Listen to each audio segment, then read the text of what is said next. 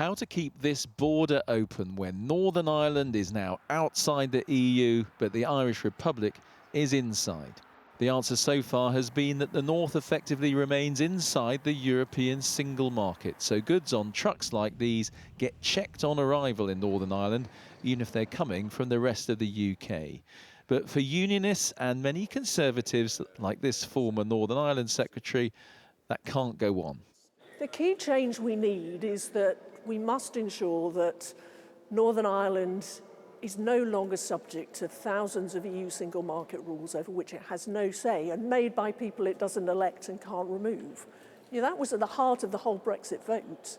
And in essence, at the moment, we haven't delivered Brexit for Northern Ireland, and we need to do that.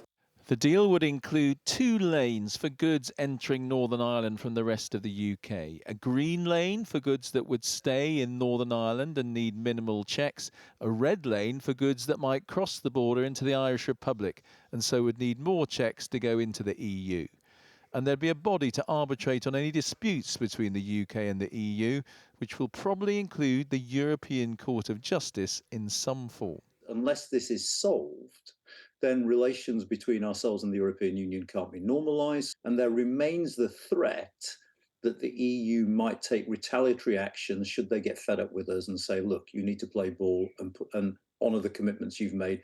And that could run the risk of a trade war, which at this moment in time, with the cost of living crisis, is the last thing anyone needs.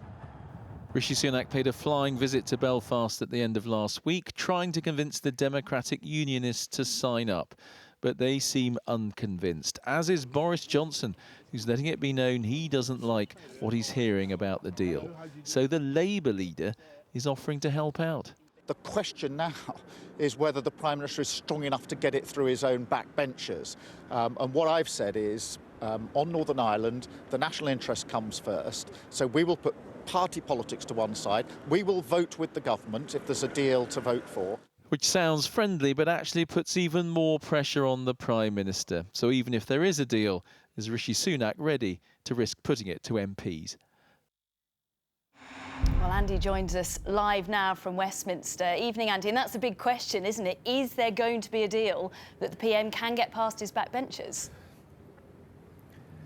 Well, Tessa, I think we're not quite there yet. I know that WhatsApp groups of Conservative MPs were very active at the weekend when they thought they were going to be presented with a deal today, and they certainly felt they needed more time to look at anything. And I know that the DUP is also concerned that their central concern that they basically have EU regulations governing what happens in Northern Ireland, regulations into which they have no input because the UK has left the EU. They feel that has not yet been properly addressed. So then the question is, if Rishi Sunak doesn't have a number of his own Conservative MPs and the Democratic Unionist Party, if he doesn't have those on side, is he really ready to take the risk and try and go ahead with the deal? And Labour saying we'll support you is not very helpful because he doesn't want to get anything through with the help of the opposition and in defiance of a number of his own MPs. So we think we're getting close to the end game, but we're not quite there yet.